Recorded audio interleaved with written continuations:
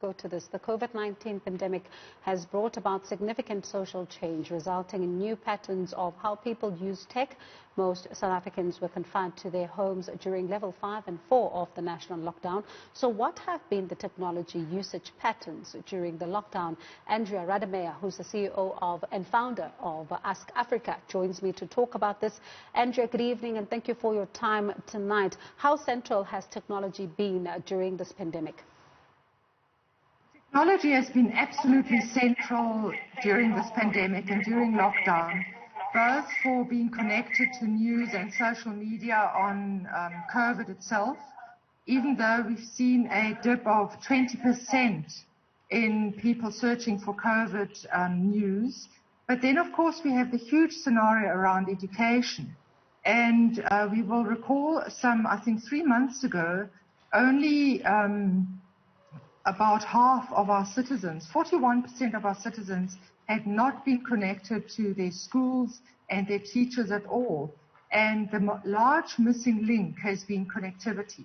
So connectivity has been absolutely vital during COVID, and it will be even more vital going forward. And let's talk about the dip that you're saying that was, relating to COVID-19 news. Is this because, people are tired of hearing much about the pandemic and they seeking, to escape from, the daily updates? I think there are two things that have happened here. The one is that there is definitely a COVID fatigue. I think we're all feeling it. But the big shift we've noticed amongst our citizens is that where initially during COVID and during the lockdown, there was a huge need for news from social media. And that really filled the gap because there wasn't any formal communication around COVID. But now the citizens are very clearly saying the only source of information they will listen to in order to change their behavior is, number one, scientists. And I think this is where our MAC comes in. Our MAC is very respected. So the number one source of information is scientists, followed by the World Health Organization, and thirdly, government. When we ask citizens, who will you not listen to? Social media, celebrity influencers was right up there. So I think there's been a huge shift in what we want to consume and where we want to get it from. And of course, when you look at, the surveys that are being conducted here, do you get a sense that people have embraced technology? Oh, absolutely. So technology's really stepped in where social isolation left us on our own. So Zoom, of course, has been huge. And we even saw that 12% of families or citizens have had even funerals by Zoom.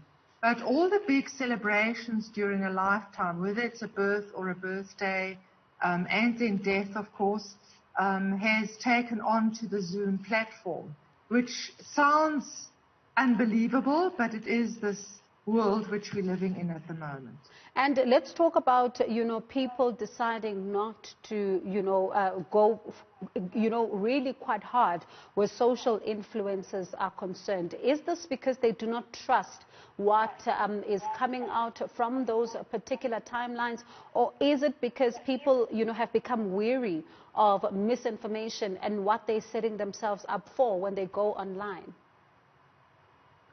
I think there's a growing awareness that the mis- and disinformation of platforms, especially like Twitter or other online worlds, really refer to a universe on its own. And it doesn't always reflect the average citizen. That's where we try and step in with research to provide a citizen voice that's an average across all citizens. But a lot of online information is very anecdotal.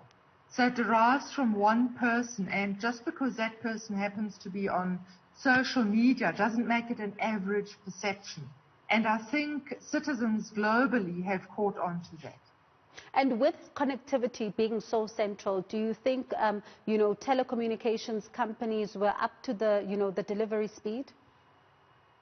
Well, clearly not, because we measured the the line quality and the connectivity issues, and there have been massive issues. To stand up for maybe those technology companies, nobody saw this coming, but I'm waiting for clever solutions to be marketed, since COVID is not going to be over in a month or 2 or 6. So there's a huge opportunity for technology companies to market packages with data and technology, especially in the education arena. I think it's now the time for very clever partnerships with Wikipedia, Microsoft, to make sure that all those students who are not schooling, who have not been approached by their teachers, get access to the same platform. In the world where we are today, it should not be possible for any student to miss a day of school because of technology, and yet they are. And let's talk about traditional broadcast, television there. Did it cash in on, the lockdown, or did people simply switch to, streaming services? Well, yes, television always and streaming services always benefits from any type of recession, because a streaming service seems to be the what we used to call a couple of years ago the lipstick effect. So it's something affordable, it's something that gives a feeling of luxury and connection, and so that's what people spend money on when they can't afford other things anymore. I can't tell you whether TV has cashed in, as you say, but it is absolutely, especially television, is a place which most citizens go to for special offers or promotions, followed by social media. So it seems like social media is becoming more of a commercial platform than an opinion-forming platform, which is interesting. And looking at the fact that we're now in level 3 of the lockdown, some of the stores have decided to also open for walk-in customers. Is that showing a decline in the numbers when it comes to online shopping, or is online shopping still the preferred method here? Online shopping is absolutely the future. And the irony of this is that we seem to think it's new, but if you consider a couple of decades ago, that's actually how it worked. We might not have called it online, but our grandparents would have called into the shop for their milk or grocery delivery, and they would have hopped onto a bicycle and delivered it at our homes. So doing it online is the way we do it now, but I expect online to absolutely boom, even more so than what it has already.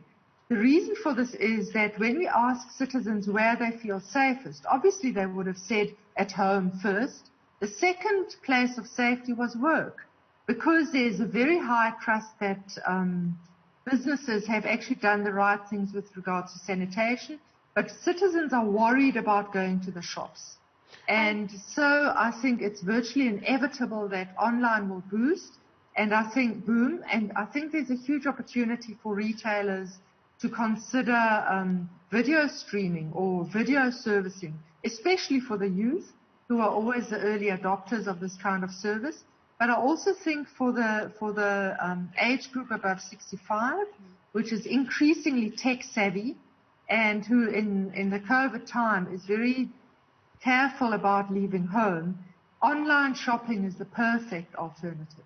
And Andrea, as a final question from me tonight, we've seen, just how technology has really laid bare the social differences in South Africa. You're looking, as you mentioned earlier, that there are some, pupils that were not able to access some of their learning materials during this time. How important is technology going to be to ensure that as learning continues going forward in the future, schools continue to invest in this?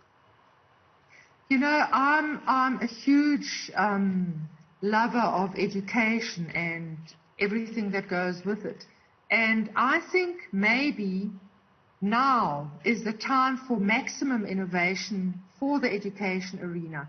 There's no reason why a private school, which has worked out a beautiful curriculum, can't just stream that into all the townships. The only missing link is data and technology. And I'm convinced that that is not a hurdle.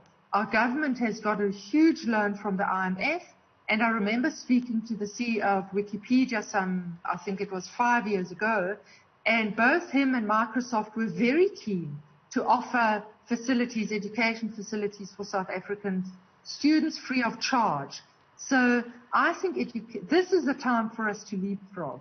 This is the time for us to move towards electronic classrooms, and our students are ready for it.